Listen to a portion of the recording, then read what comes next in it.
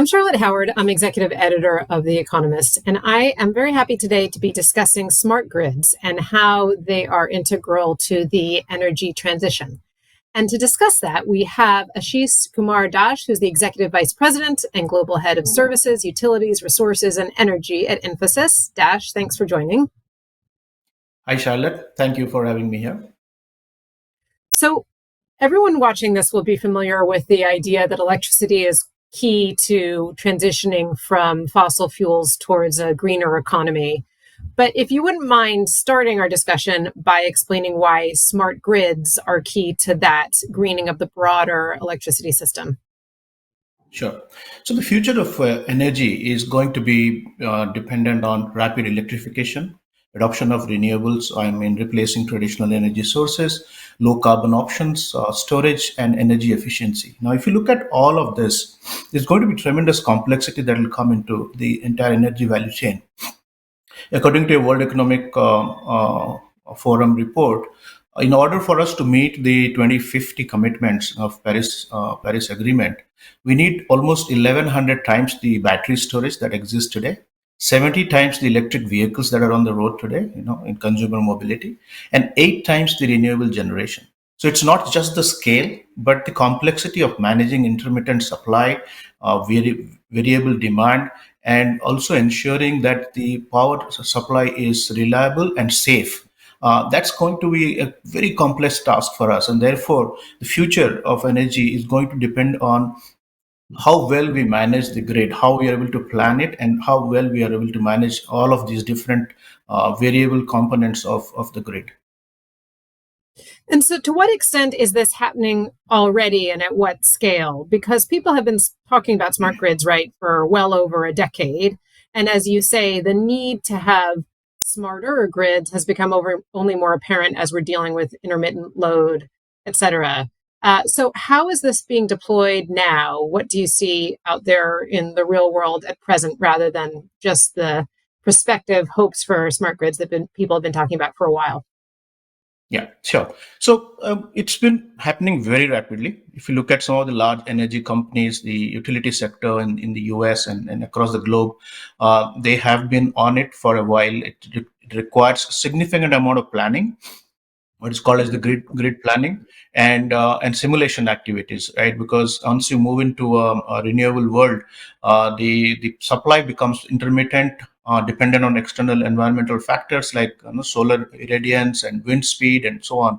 And then there is also going to be a demand variability when we make sure that the consumer mobility side of it, electric vehicles are plugged into the grid, storage comes into picture.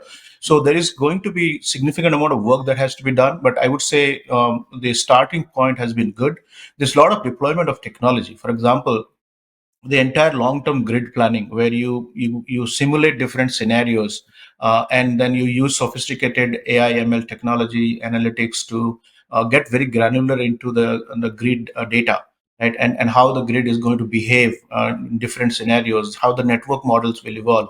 A lot of work is being done in that space, and obviously with the advancement of technology, a lot more is possible in a shorter span of time.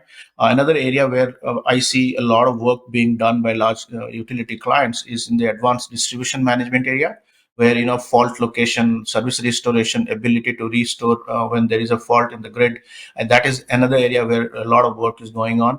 But again, I think this is just a beginning of a long journey where a completely sophisticated grid will be deployed, and it will be resilient, it will be safe, and it will be reliable in the future.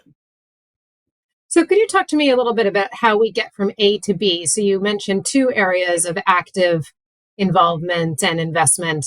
What are the next areas that you think are most interesting? And both, could you describe the technology and what it has the power to achieve? Sure. So, like I said, the distributed energy resource, onboarding of them, making sure they are seamlessly providing energy to the entire ecosystem. I think that's going to be a bigger and bigger challenge as we move forward, because not every place doesn't have solar, every place doesn't have wind, and our ability to store and our ability to transform or transmit the storage to a different parts of the world is going to be key. I think a lot of investments are going into storage, the battery technology and other technologies that are going to be very promising in the storage area. Hydrogen certainly is coming up as an option that has a long-term potential for transforming this sector, and a lot of work is going to be done in the hydrogen space as well. It has to be affordable and it has to be easy to deploy. Um, but more importantly, I think on the consumer side, this is something that is very interesting for us here at Infosys. We've been working with our clients on making sure that the energy efficiency, which is reduction of consumption per capita, is deployed in a massive scale across the globe, right? So the consumer behavior, ability to predict much better, and ability to shift the load and not have a peak and trough. I think that's going to be key, and there is a lot of play of technology there, because the predictability of usage and ability to monitor and optimize usage based on the supply is critical. And we are working with one of our clients, very large integrated energy company, on something called energy as a service. So it's essentially a platform which manages the supply side of the house, which is the renewable supply onto the house, and also ensures that every consumption point is smart. What I mean by that is every building is smart, every campus is smart, every mine is smart, every oil field is smart, where you put sensors and you're able to detect the real usage of energy, and be able to control and monitor and optimize the use of energy. Many states, many countries have put energy efficiency goals for them. For example, California has mandated that by 2050, they want to reduce their energy consumption to almost 50% of where it is today. New York is targeting a reduction of about 23% of energy consumption in their buildings by 2030. So that's, if we go after those kind of ambitious, audacious goals, there is technology that we can deploy and make that happen. I'm very optimistic about this field, and we are doing some really, really high end work on this space. So I agree with you that energy efficiency and thinking about how to manage consumer demand will be crucial to this. But I want to go back to something that you mentioned a moment earlier to have a bit more detailed conversation about hydrogen, because you mentioned that hydrogen may be an area that would be benefited as different hydrogen investments are rolled out, benefit by integration with smarter grids. And there's so much hype about hydrogen these days. But I wonder if you could spend a little bit of time talking about how smart grids are or are not integral to that effort. Sure.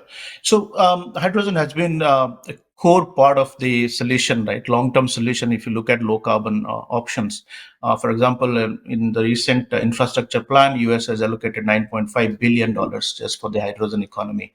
The target is almost 50 MMT per year by 2050, if I'm not wrong, and that's a massive scale. That's an exponential growth of adoption of hydrogen. So the question is, how do we make it cost effective, right? How do we make the hydrogen economy cost effective by using technology, by our ability to transport it on time, and our ability to use the storage part of it. So I think AI plays a big role in this to optimize the operation of hydrogen production and storage systems in real time. The machine learning algorithms will match demand and production to improve efficiencies.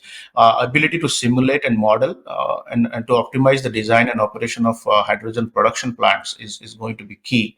Lot of deployment of IoT is going to be important for us to monitor and control the entire process. And then not to forget, blockchain is going to be important, because the production and distribution of hydrogen has to be green, right? And blockchain can actually track from these safety standards followed to what kind of hydrogen production, was it green or any other process that was adopted. So blockchain is going to be a very critical part of it.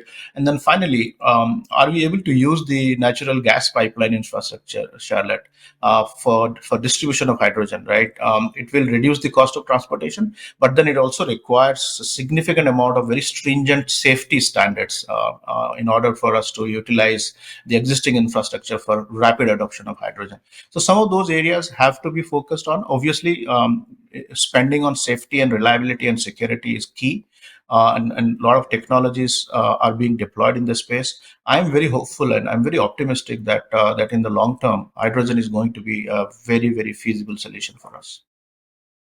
So you mentioned a lot just now in that list of different areas of possible investment.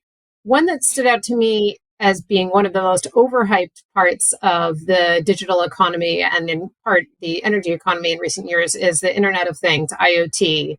And I'm wondering what's different now as we think about smart grids and whether this might actually finally be the era of the Internet of Things, which has been so long heralded. What's the difference now, and why do you think now might be a more promising time for investment and deployment of these types of technologies? Sure. Charlotte, I think quite a few things have changed over the last few quarters. One of the biggest things that has pushed the inflection point here in the IoT deployment is adoption of cloud, right? Rapid adoption of cloud, and which makes computing pervasive and our ability to process huge amount of data in a very short amount of time. Using OpenAI algorithms and ability to use the cloud infrastructure at the edge, right? We can do a lot of edge computing using the IoT devices that pump in data and capture very, very significant amount of information from wherever they are deployed at the endpoint. I think that has really made it possible now for us to not only be very situationally aware of any process layer, but also be able to control things and be able to deploy things at a rapid pace. I think that change in adoption of cloud, ability to compute a huge amount of information in a very short time, the load that can be handled on a public cloud, and the evolution of 5G networks, right, which is going to extend the IoT devices into the remotest part of the world. I think all of that coming together, the converged infrastructure that has come together, has made it possible for us to do large scale deployment of IoT devices. At Infosys, we are doing some really high end work in ensuring that the IoT deployment gives ROI very quickly, and the ability to adopt cloud over a network of a large network providers has really pushed our use cases into production, and we've seen significant value that our clients are able to deliver in that Yeah, space. it's a really interesting case study, right? Because it's one in which you need to have all of these different technologies advancing in tandem in order to achieve the end goal. So both the That is advances right. in cloud computing, which in turn facilitates the Internet of Things, which in turn makes the smart grid much more efficient, right? Because you can do the type of demand response that you were alluding to earlier. So it's about how all these things work side by side, right, together to get to a more efficient outcome. So you sounded Yeah. very optimistic in our conversation to date, and I'm wondering what you see as the big barriers to deployments of smart grids going forward. Is it an issue of a barrier of tech? Is it around lackluster incentives for investment? What are the things that could trip this up? I think there are quite a few barriers that large energy companies have to overcome. First is, like you said, the incentive to invest, right? The ability to invest and get large capital programs going, and get the ROI on those in a quick manner. I think that full environment of bringing in investments and getting the ROIs is going to be challenging, and the math has to work well.